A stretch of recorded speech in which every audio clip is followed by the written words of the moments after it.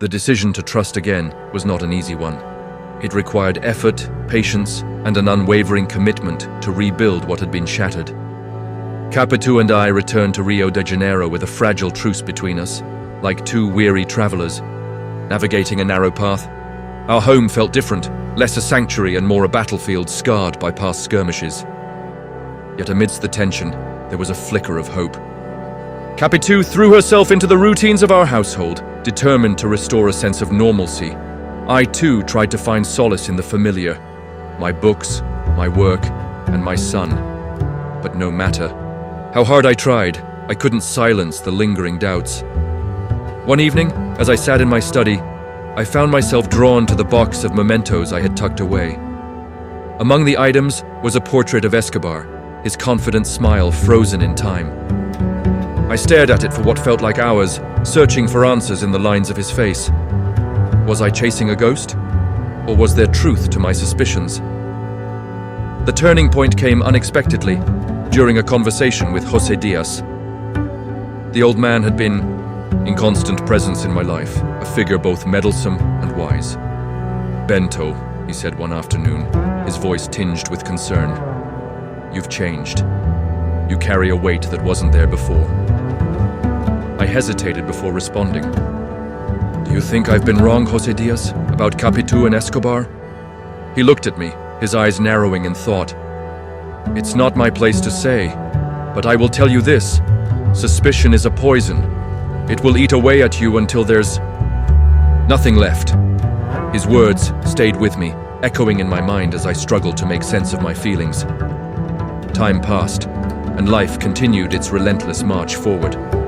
My son grew older, his features becoming more distinct, and with each passing day, the resemblance to Escobar became harder to ignore. One day, as I watched him play in the garden, I felt a pang of guilt. What kind of father was I, allowing my doubts to overshadow my love for him? He was my son, regardless of his parentage. He deserved my love, my support, and my presence. Capitu, for her part, remained steadfast.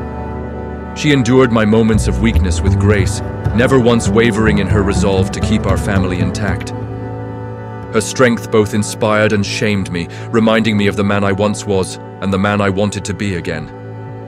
But even as we rebuilt our lives, the specter of Escobar lingered, a silent reminder of the fragility of trust.